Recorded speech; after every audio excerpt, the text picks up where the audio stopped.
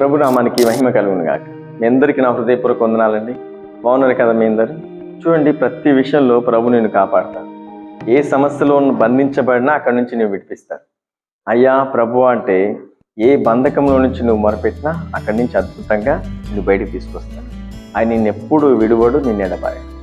చూడండి, మన జీవితంలో చాలాసార్లు ఫెయిల్యూర్ అనుభవిస్తాం, సక్సెస్ చూడలేం. నువ్వు అద్భుతంగా ఫలించాలంటే, విజయ పదంలో ముందుకు వెళ్ళాలంటే హృదయకాలం ప్రభు నీతో మాట్లాడుతున్నాడు. దావీదు వెళ్ళిన చోటల్లా ప్రభు అతనికి సహాయం చేయించుండని రాయబడింది. ఎందుకు అంత చక్కగా మరి ఆయన ప్రార్థన చేస్తూ ఉంటే ప్రార్థన వింటా ఉన్నాడు.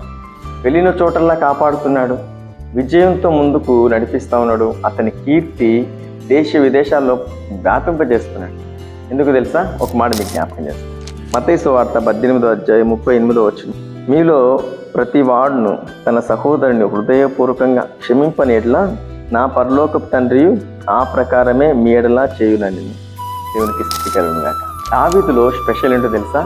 క్షమించే గుణం, ప్రేమించే గుణం ఇవి పుష్కలంగా కనిపిస్తున్నాయి.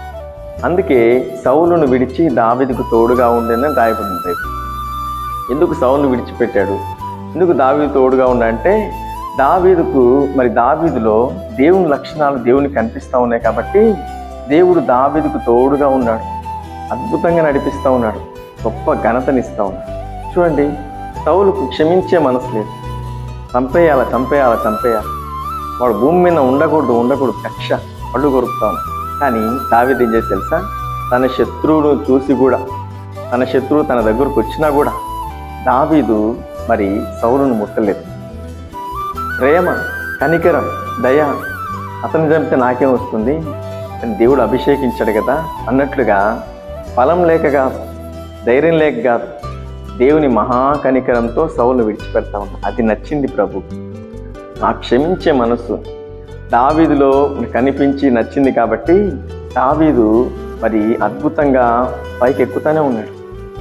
దేవుడు ఎక్కిస్తే నేనెవరు దించగలరని, దేవుడు ఆశీర్వదిస్తే నేనెవరు ఆపగలను? దేవుడు నిన్ను వాడుకుంటా ఉంటే నీ ఘనత మరి వ్యాపింపజేయకుండా ఎవరు అడ్డుకోగలరు? ఈరోజు దేవుని సందికి వెళ్తా ఉన్నావు, ఆరాధిస్తూ ఉన్నావు, నీ పక్క మనిషి ఒక మాట అంటే నువ్వు క్షమించలేకపో, ఎప్పుడో ఏదో నీ ఎడల చేసిందని అదే పట్టుకుంటున్నావు. కానీ అది మంచిది కాదు, అది సౌలు స్వభావం. ఈరోజు ఆ సౌలు స్వభావం నీలోంచి తొలగించబడాలి. దావీదు లాంటి మనసు, క్షమించే మనసు ఈరోజు నీకు వచ్చినప్పుడు నీ ఆశీర్వాదంలో చేయించు. నీవు అద్భుతంగా దీవెన చూస్తావు, అద్భుతంగా ఘనత చూస్తావు. నీ కుటుంబంలో ఎనలేని మేళ్ళు ప్రభు చేయడం నువ్వు చూస్తావు. ఎప్పుడు తెలుసా? ఈ క్షమించే మనసు నీకు వచ్చినప్పుడు, ఈ ప్రేమించే మనసు నీకు వచ్చినప్పుడు దావీదు వలె నువ్వు కూడా అంచెలంచెలుగా దీవించబడ్డా నువ్వు కళ్ళారా చూస్తావు. ఈరోజు అనుకుంటున్నావు దేవుని సందికి వెళ్తావు, నాకేం జరగలేదు, ఏం జరగలేదు. ఎప్పుడు జరుగుతుంది తెలుసా? నువ్వు చేంజ్ అయినా. ఈరోజు దావీదు వలె నాకు కూడా క్షమించే మనసు నాకు అనుగ్రహించు, ప్రేమించే మనసు నాకు దయచే ప్రభాని చిన్న ప్రార్థన చేయి. అద్భుతమైన ఘన విజయాన్ని నువ్వు చూడబోతావు, అద్భుతమైన ఆశీర్వాదం నువ్వు చూడబోతావు, అద్భుతమైన పేరు ప్రఖ్యాతి నీవు నీ ఎడల కూడా ఆయన కృప చూపించబోతున్నాడు. ఈ ప్రకారంగా ప్రభుని నడిపించి ఈ వాక్యానుసారంగా నిన్ను విస్తరింపజేయును గాక. ఆమె మీ అందరి కోసం ఒక చిన్న ప్రార్థన చేస్తాను. మహాపరిశుద్ధుడా, ప్రేమ కలిగిన యేసయ్యా, నీకు స్తోత్రములు నాయనా. ఈ క్షమించే మనసు దావీదులో ఉంది కాబట్టి దావీదుకు తోడుగా ఉన్నావు, అతని కీర్తి దేశాలు వ్యాపింపజేసావని. అటువంటి మనసు ప్రతి వారికి కూడా దయచేయను, ఆశీర్వదించమని యేసు నామంలో ప్రార్థిస్తున్నాం పరమ తండ్రి. ఆమేన్. వీడియో చూసిన ప్రతి ఒక్కరు లైక్ చేయండి, షేర్ చేయండి, సబ్స్క్రైబ్ చేయండి. మీకు తెలిసిన వారందరికీ వాక్యాన్ని పంపించండి.